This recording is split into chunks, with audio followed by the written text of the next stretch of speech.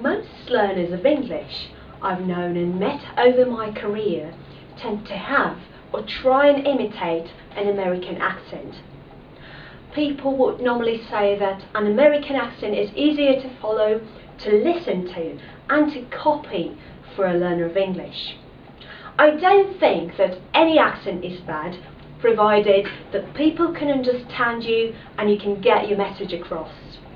I'm just saying that an accent type of thing is just a matter of your own preference, and some people might choose to have an American accent when they're learning English, whereas other people might tend to like and try to imitate a British accent like I did at the beginning of my career.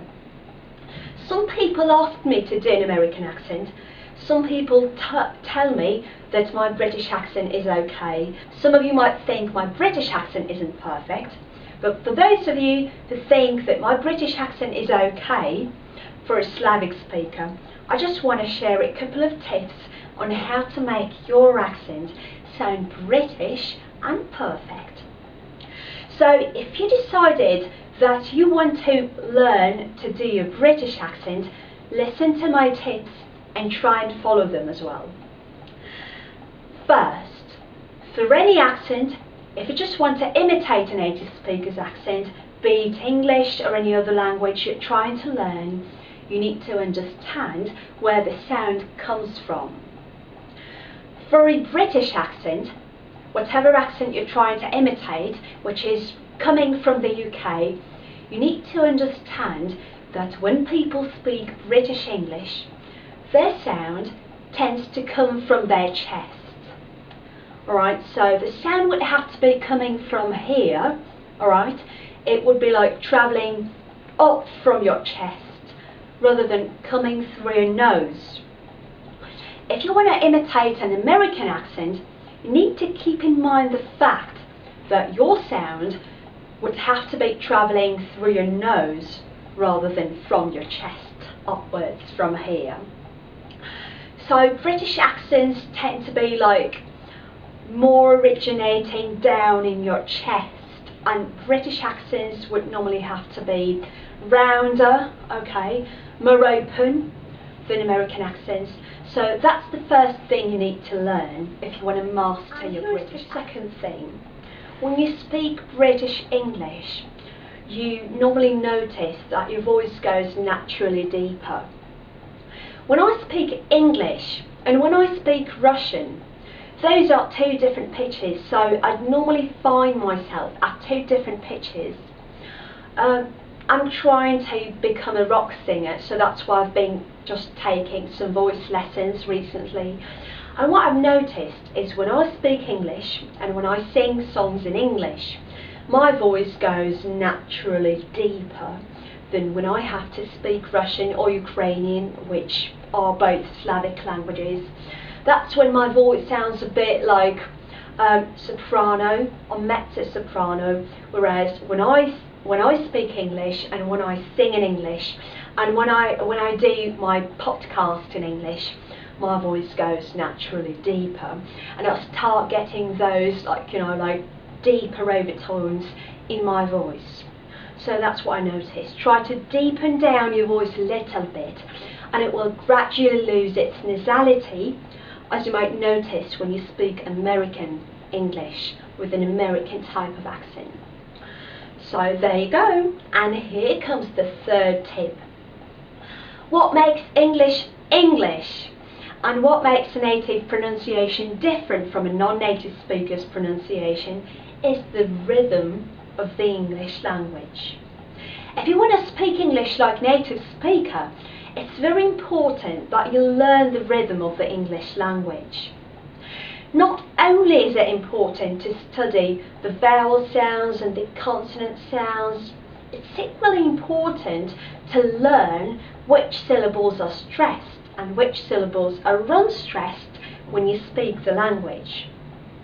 Most people get it told wrong, not because their sounds are wrong, but just because they can't really get into the rhythm of the English language.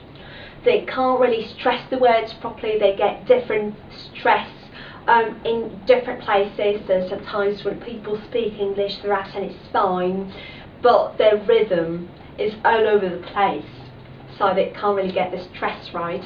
And this is something that makes their accent not sound as impressive as it could if they just if they just used more of that English rhythm.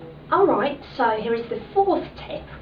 It's also vital to know if you want to master your British accent.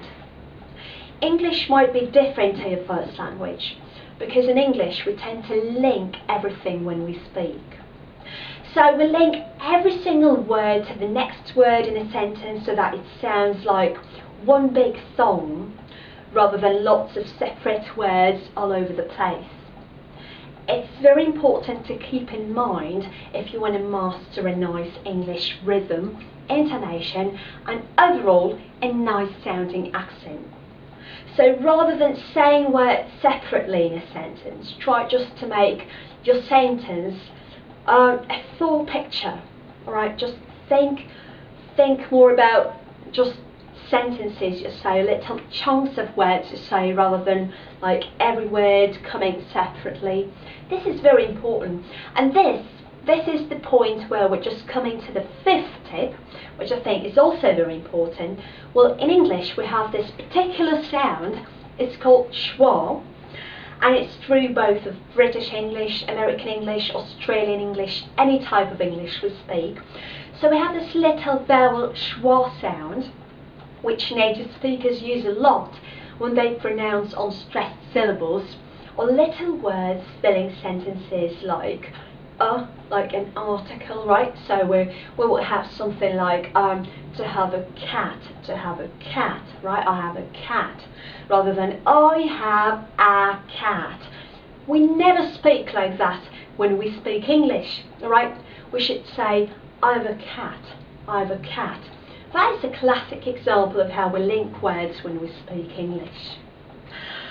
Consonant sounds are the sounds which are not vowels, alright, as simple as it is.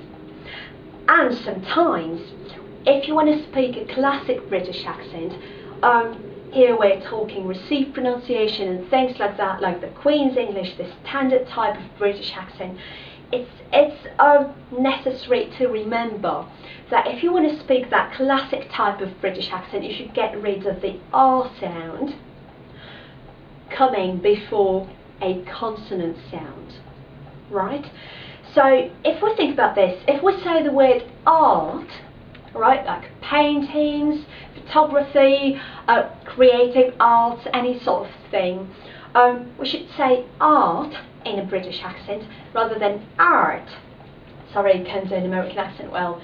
Americans would say something like art, whereas as British we should say art, okay, art.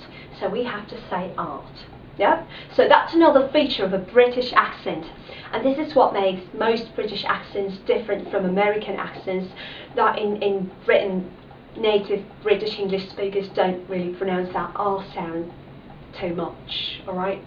So they might do that in certain regions, but generally, if you want to speak a classic British accent, try to get rid of that little R in certain words and try and say things like art, customer, right? So there you go, a bit like that, director.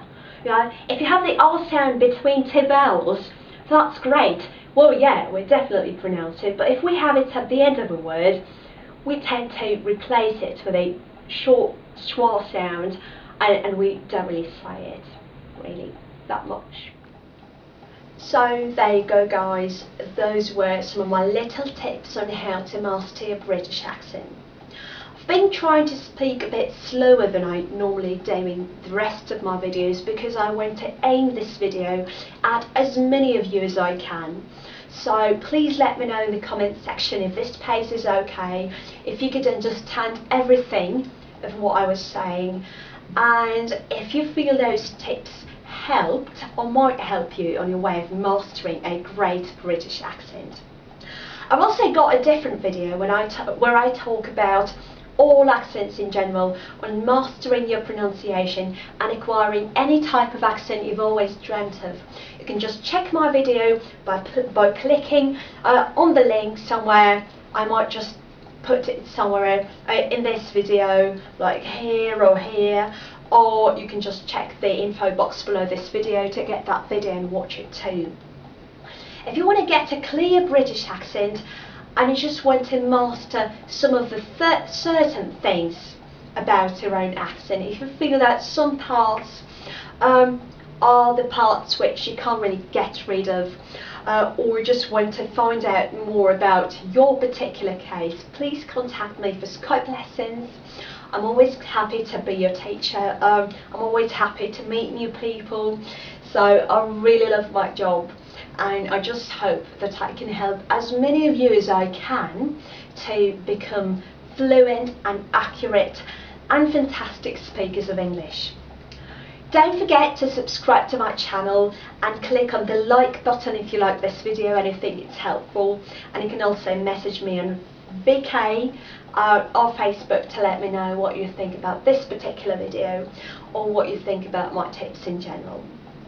Thank you so much. That was Lilia. Subscribe, like, and I'll see you very soon. Cheerio.